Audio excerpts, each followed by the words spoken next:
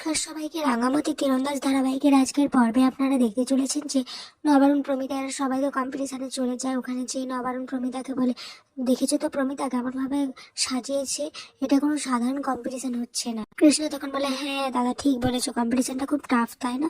নবারুণ তখন বলে হ্যাঁ। এরপর নবারুণ জিজ্ঞাসা করে কি একলব্য তোর কি মনে হয়। একলব্য তখন বলে হ্যাঁ সে তো জানি, কিন্তু আমার একটা টেনশন হচ্ছে রাঙামাটি স্টেজে উঠে আবার কাউকে উল্টো পাল্টা কিছু বলে দেবে না তো। তখন কৃষ্ণ বলে তুইও না। তখন একলব্য বলে আরে তোমরা তো ওকে চেনোই। এরপর নবারুণ প্রমিতাকে বলে আচ্ছা প্রমিতা, রাঙা যেখানেই যায় ও তীর ধনুক কেন নিয়ে যায় বলো তো। একটা ওর কম্পিটিশন ছিল তখন ঠিক আছে, এটা তো একটা আলাদা কম্পিটিশন, এখানে কেন। একলব্য তখন বলে আরে বাবা, রাঙামাটির এটাই তো আইডেন্টিফাই, ওর তীর ধনুকই তো ওর পরিচয়, আর দেখবে একদিন ও দেশের জন্য ঠিক সোনা নিয়ে আসবে। প্রমিতা তখন বলে হ্যাঁ একদম ঠিক বলেছিস, একদিন রাঙা দেশের জন্য অলিম্পিক জিতে সোনা আনবে, আর তখন সব থেকে বেশি খুশি হবে তুই একলব্য স্বামী হিসেবে, আর আমরা তো গর্ব করবোই, কিন্তু তোর গর্ব করাটা একটা অন্য মাত্রায় যাবে। এটা শুনে একলব্য তো খুব ভালো লাগে, মনে মনে আনন্দ পায়। এরপর একলব্য কিছু একটা খুঁজছে দেখে অঙ্কুর বলে একলব্য তুমি কি কাউকে খুঁজছো। একলব্য তখন বলে হ্যাঁ আসলে আহিরের এখানে আসার কথা ছিল, দেখি ওকে ফোন করি। অপরদিকে বৃন্দা রাঙা এরা তো সবাই রেডি হতে থাকে, কারণ প্রথম রাউন্ডটা রান্না রাউন্ড। এদিকে দেখা যায় একটা মেয়ে মুখে মাস্ক পরা, ওড়না মাথায় দেওয়া, এসে কিছু একটা রাঙাদের ব্যাগে ঢুকিয়ে দিচ্ছে। এরপর বৃন্দা রাঙাদের কাছে যায় আর বলে তোমরা এসব কি রান্না করেছো, জাজেসরা এগুলো খেলে তো হাস। তখন রাঙা বলে দেখাই যাক না বড় বৌদি কারটা খেয়ে জাজেসরা হাসে আর ভালো বলে। এরপর রাঙা রেগে গিয়ে বলে তুই তোর চোর খাই তেল দে তো, আমাদের দিকে তোকে আসতে হবে না।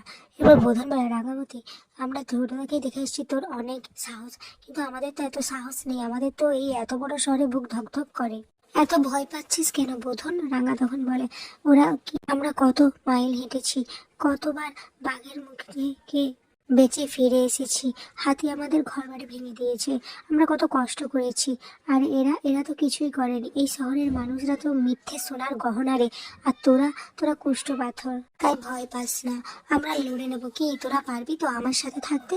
তখন বুধন বলে হ্যাঁ আমরা পারবো, আমরাও লড়াই করে নেব। এরপর তোর আমরা ওখান থেকে চলে যাই। তারপরে বৃন্দা তখন বলে তোরা অনেক সাহস তাই না রাঙা, কিন্তু আজ তোকে এমন বেইজ্জত করবো আমি যে তোর বড় বড় সাপোর্টার যারা আছে তারাও মাথা নিচু করে এখান থেকে বেরাবে।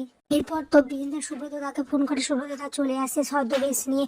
বৃন্দা তখন দেখে বলে বাবা বেশ তো সুট বুট করে ডাঁটিয়ে এসেছো, কিন্তু সাহেবদের মতো ইংরেজি তো এক ফোঁটাও বলতে পারো না।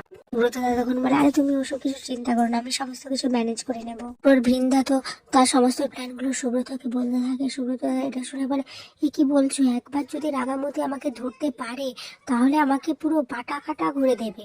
শুনে বৃন্দা তখন বলে আরে তুমি এত ভয় পাচ্ছ কেন, হাত সাফাই করা তো তোমার কাজ, আর তাছাড়া তুমি কিন্তু একটা ছোটখাটো মাপের ক্রিমিনালও বটে। তখন সৌরদাদা বলে তুমি আমাকে এই কথাটা বলতে পারলে। ওর দিকে দেখা যায় যে যে মেয়েটা রাঙাদের ব্যাগে কিছু একটা ঢুকিয়ে দিয়েছিল, সেই মেয়েটা পুলিশকে ফোন করে ইনফর্ম করে যে এখানে সন্ত্রাসবাদীরা ঢুকে পড়েছে। পুলিশ তখন বলে আপনি শিওর যে মিস কলকাতাতে অনুষ্ঠানটিতে সন্ত্রাসবাদীরা ঢুকে গেছে। তখন মেয়েটা বলে হ্যাঁ। এরপর পুলিশ অফিসাররা সমস্ত ফোর্স নিয়ে কম্পিটিশনের কাছে আসতে থাকে। এদিকে কম্পিটিশন তো প্রথম রাউন্ড কুকিং রাউন্ড সবার তো শুরু হয়ে যায়। এদিকে তারপর সুব্রত তো গেস্ট আসনে বসে পড়ে আর ভাবতে থাকে যে কার ব্যাগটা নেবে আগে। এরপর দেখতে পায় একটা ব্যাগ পড়ে রয়েছে, তাকে দেখে সুব্রত এখন বলে এই তো মেঘনা চাইতেই চল, এই ব্যাগটা দিয়ে শুরু করবো। রাঙা যখন স্টেজে আসে একলব্য রাঙাকে ইশারা করে অল দ্য বেস্ট জানায়, মাথা ঠান্ডা রাখার কথা বলে। আর ঠিক সেই সময় আহেরি ওখানে চলে আসে। ও তো এইসব দেখে মনে মনে একটু কষ্ট পায়। তারপর একলব্যর কাছে যেয়ে একলব্যর গায়ে হাত দেয়। এটা দেখে তো বাড়ির সকলের ওখানকার মুখে সবার কেমন যেন একটা হয়ে যায়। আর তারপর অঙ্কুর আহিরিকে বলে আহিরি তুমি এসছো, আচ্ছা ঠিক আছে তুমি এখানে বসো। তারপর অঙ্কুর ওখানে থেকে পেছনে চলে যায়। অপরদিকে সার্থকী তো ময়নাকে নিয়ে আসে। ময়না এসে বলে আমি নাম দেবো। তখন সার্থকী বলে তুমি যদি বাপের বাড়িতে বসে থাকো তাহলে নাম কি করে দেবে, এগুলোর তো একটা নির্দিষ্ট টাইম থাকে তাই না, তো এখন টাইম ওভার হয়ে গেছে। ময়না তো বলে না আমি নাম দেবো, জেদ করতে থাকে। তারপর সার্থকী বলে আরে ওখানে নাম দাওনি ভালোই হয়েছে, ওখানে অনেক হ্যাপা রয়েছে, আর বড়বৌদি আমাকে বলেছিল যে তোমাকে বলতে নাম দেওয়ার কথা, কিন্তু আমি তোমাকে বলিনি, বললাম যে তুমি এখন ব্যস্ত আছো আর এইসবে নাম দেবে না।